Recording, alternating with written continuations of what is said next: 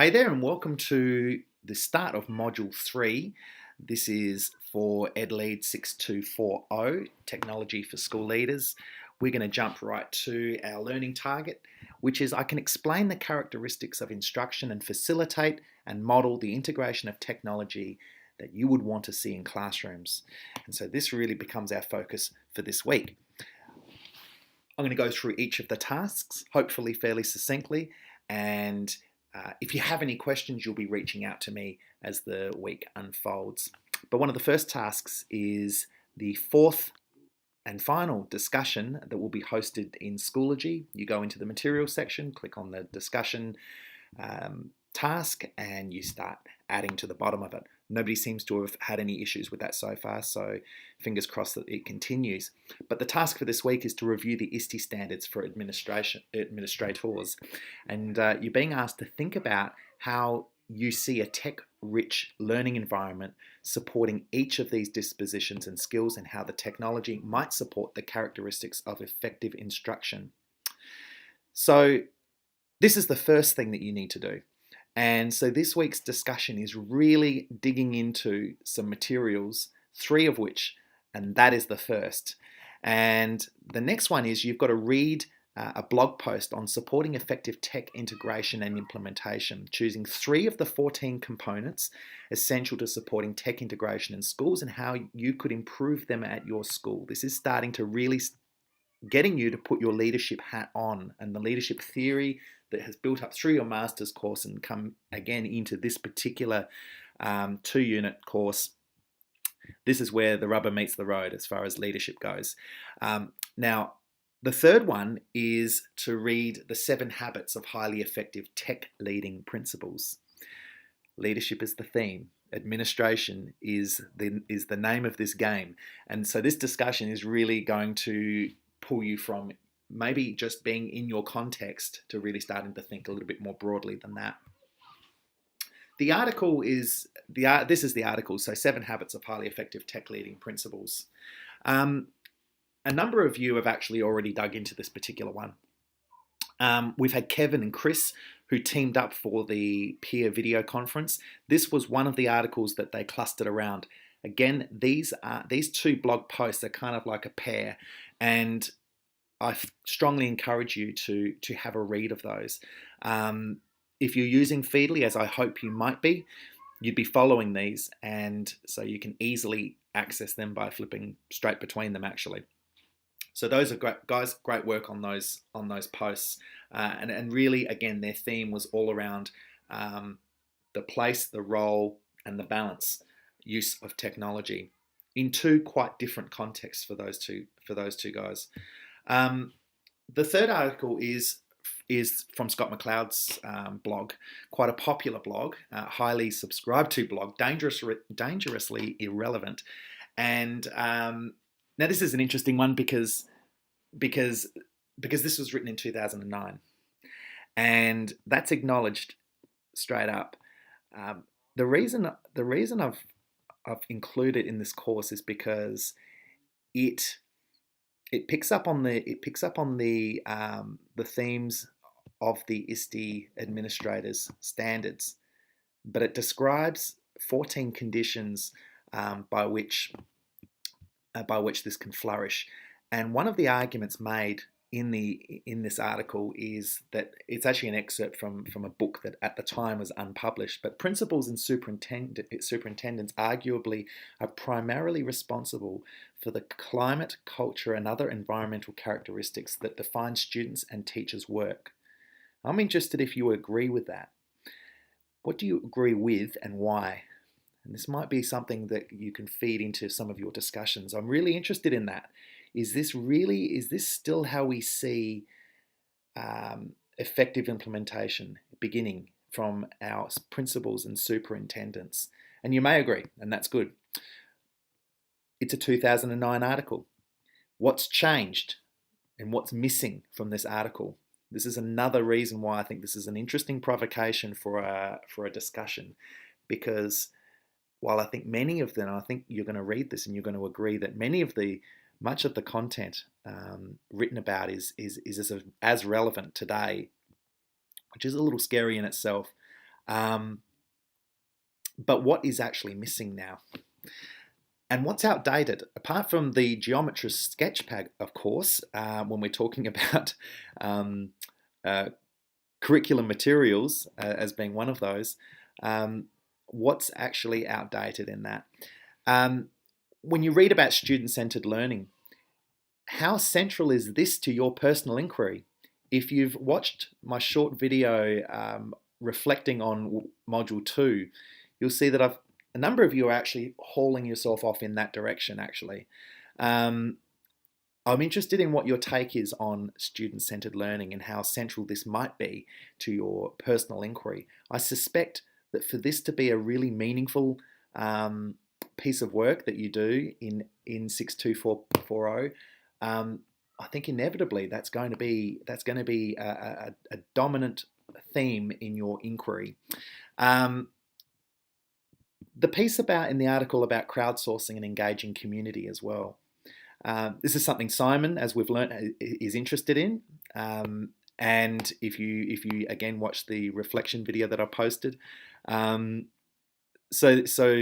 there's that, and it's actually one of the designing sort of considerations of this course itself, in trying to get your toes into a few different situations, be it Twitter, blog, etc.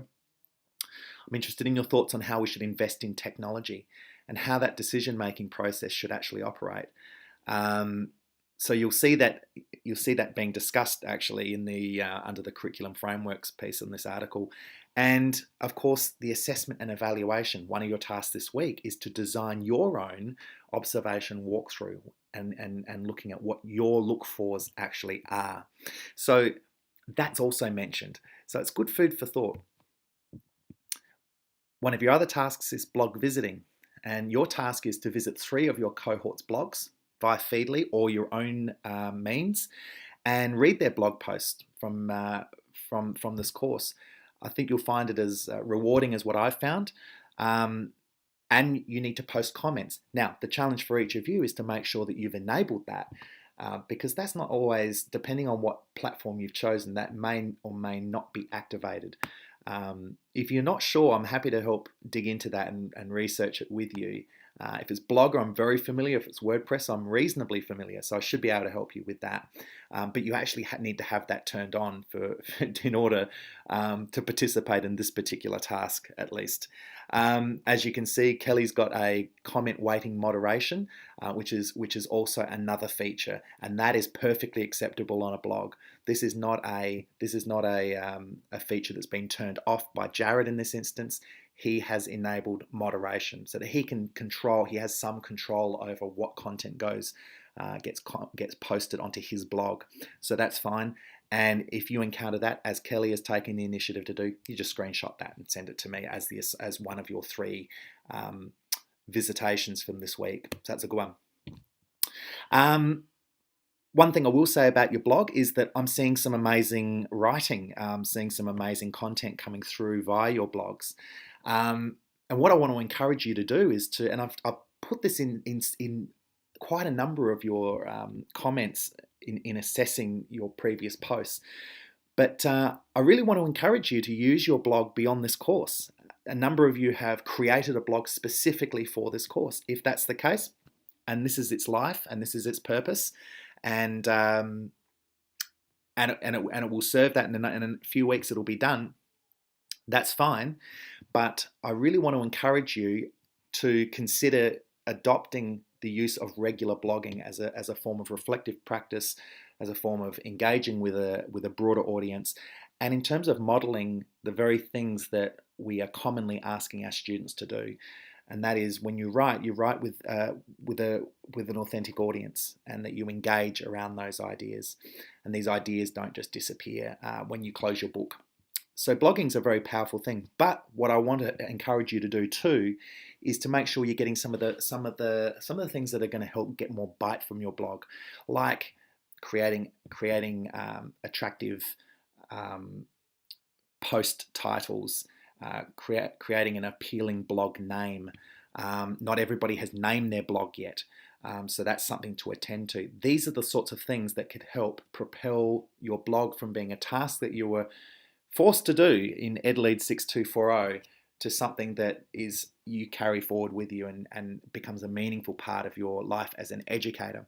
This article here, which I've put into our Flipboard magazine, a scientific guide to writing great headlines, might help you.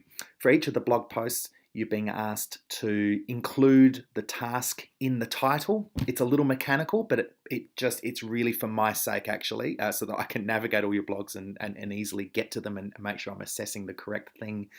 But the key word is to include.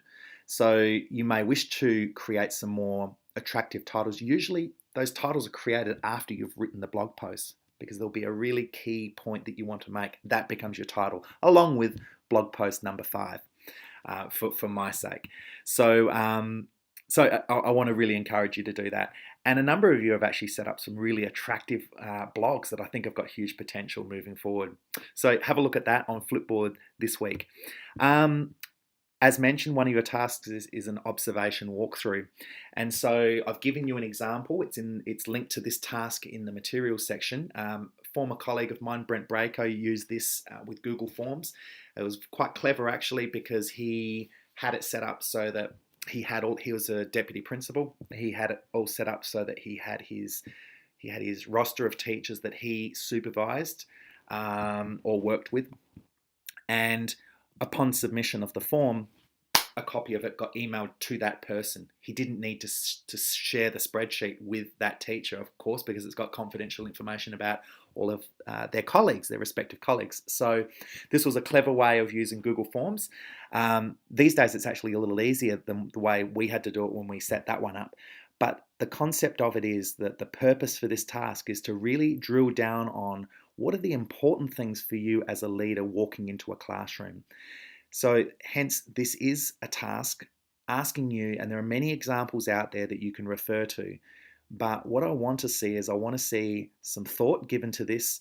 I should see the types of look-fors are that your walkthrough is reflective of what your personal inquiry is about, the topic of your inquiry, the things that you think are important are the things that you've probably already written about or remarked upon be it in the discussions on your posts, maybe for some of you via Twitter.